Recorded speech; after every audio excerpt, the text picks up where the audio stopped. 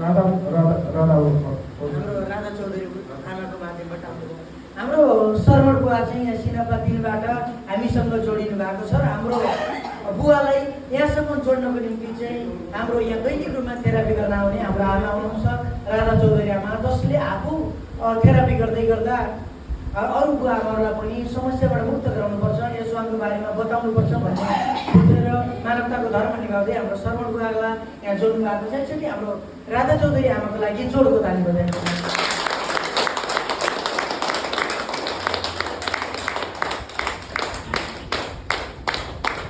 अनि हाम्रो शरवण बुवाले चाहिँ यहाँ आएर थेरापी गर्न जानेको चाहिँ कति भयो?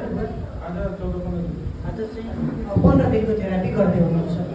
यो 15 दिनको थेरापी गर्नुभन्दा अगाडि पहिलोपटक हाम्रो राधा आमाको माध्यमबाट आउनु गर्दा चाहिँ के समस्या लिएर चाहिँ आउनु भएको थियो? यो ढाड दुख्थ्यो र यो घोडा कटकट गर्थ्यो। ढाड दुख्थ्यो, घोडा कटकट गर्थ्यो, पित्त थैलीतिर पनि दुख्थ्यो र पित्त थैलीमा पत्थरी पनि छ। अरू केही समस्या भयो? फ्याटी लिभर पनि छ। हाम्रो बुवाले चाहिँ तपाईँको यहाँ जोडिँदै गर्दा राधा आमाको माध्यमबाट यहाँ आउँदै गर्दा ढाड दुख्ने समस्या लिएर आउनु भएको थियो, घोडा कटकट गर्ने समस्या लिएर आउनु भएको थियो, कुखातिरको भाग दुख्ने समस्या लिएर आउनु भएको थियो, फ्याटी लिभरको समस्या लिएर आउनु भएको थियो। सँगसँगै उहाँको चाहिँ पित्त थैलीमा चाहिँ पत्थरी परेर पनि यो समस्या विविध समस्या लिएर चाहिँ हाम्रो सेन्टरमा चाहिँ जोडिनु भएको रहेछ। र आज 15 दिनको थेरापी गर्दै गर्दा चाहिँ बिचमा केही गाह्रो अप्ठ्यारो सुधारका प्रतिक्रियाहरू त्यस्तो गाह्रो केही भयो कि भएन? त्यस्तो केही अप्ठ्यारो सुधारको प्रतिक्रियाहरू चाहिँ आएन है? हजुरलाई सुरुको दिनमा पान्ता लागे जस्तो, सुरुवातको दिनमा चाहिँ मेसिनमा सुत्दै गर्दाखेरि चाहिँ हल्का पान्ता लागे जस्तो मलाई चाहिँ हाम्रो मेसिनमा प्रयोग गर्दै गर्दाखेरि चाहिँ पहिलो दिनमै तपाईँको केही बेर सुतेको अवस्थामै थेरापी गर्दै गर्दा नै उहाँलाई चाहिँ बान्ता लाग्ने पहला तपाईँको एकदम बेसरी बान्ता लागेर चाहिँ उहाँ चाहिँ उठ्नु भएको थियो आधी मेसिनमा सुत्दै गर्दाखेरि। अनि फेरि अर्को दिन पनि मेसिनमा सुत्दै गर्दा फेरि पनि तपाईँलाई अलिकति बान्ता लगाएको जस्तो भयो। अनि त्यसपछि उहाँ केही दिनसम्म चाहिँ लगातार म्याटमा सुत्नुभयो भने अचल चाहिँ मेसिनमा सुत्दै गर्दाखेरि पनि बान्ता लाग्न छोडेको छ है। अनि यो 15 दिनको थेरापी गर्दै गर्दा चाहिँ उहाँलाई एक बान्ता लाग्ने जस्तो सुधारको प्रतिक्रिया आयो, तर पनि उहाँ आत्तिनु भएन, धैर्यता गर्नुभयो र नियमित रूपमा थेरापी गर्नुभयो होइन। अनि यसरी सुधारको प्रतिक्रिया सहनुको मुख्य कारण भनेको चाहिँ के हो त भन्दाखेरि सुधारका प्रतिक्रियाबाट नै तपाईँका समस्याहरू तपाईँको शरीरबाट बाहिर निस्किने हो। त्यस कारणले पनि हजुरहरूले सुधारको प्रतिक्रिया सहन चाहिँ जरुरी छ। बुझ्नुभयो? सुधारको प्रतिक्रिया सहने कि नसहने?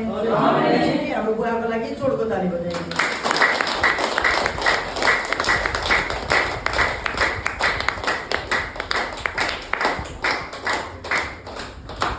अनि आज यो 15 दिनको थेरापी गर्दै गर्दा चाहिँ तपाईँको शरीरमा चाहिँ के परिवर्तन भएको छ नि?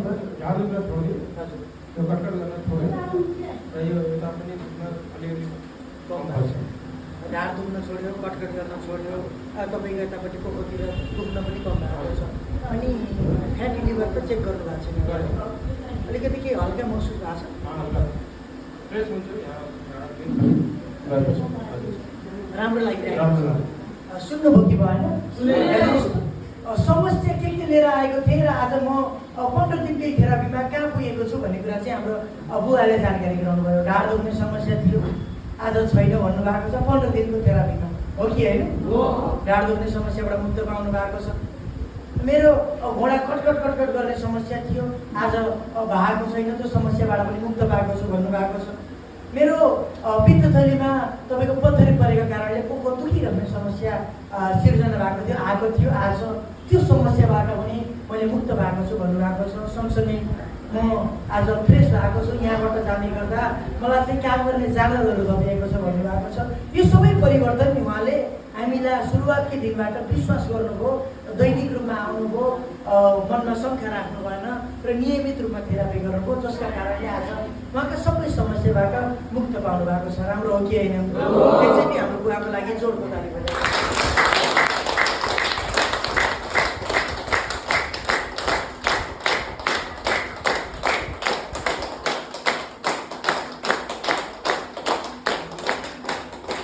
भनिन्छ जसले म काट्छ उसैले हात छाड्छ, त्यसै गरी उहाँले पनि हामीलाई विश्वास गर्नुभयो, दैनिक रूपमा आउनुभयो, आफ्ना समस्याबाट निको हुन्छु भन्ने अलिकति मनमा विश्वास राख्नुभयो र नियमित रूपमा थेरापी गर्नुभयो, जसका कारणले आज उहाँले आफ्ना यहाँ आएका समस्या सबै समस्याबाट मुक्त पाउनु भएको छ।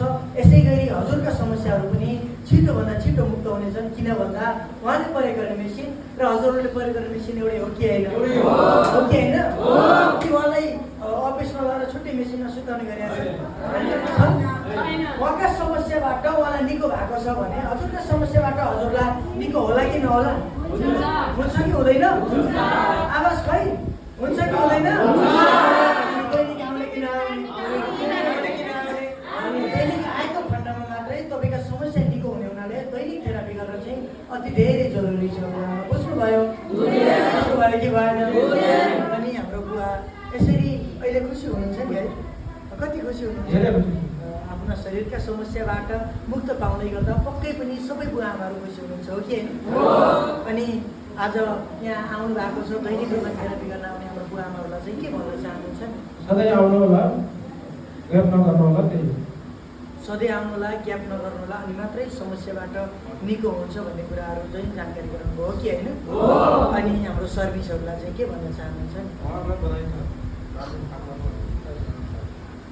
एकचोटि फेरि पनि हाम्रो बुवाको लागि जोडको ताली बजाउनुहोस्।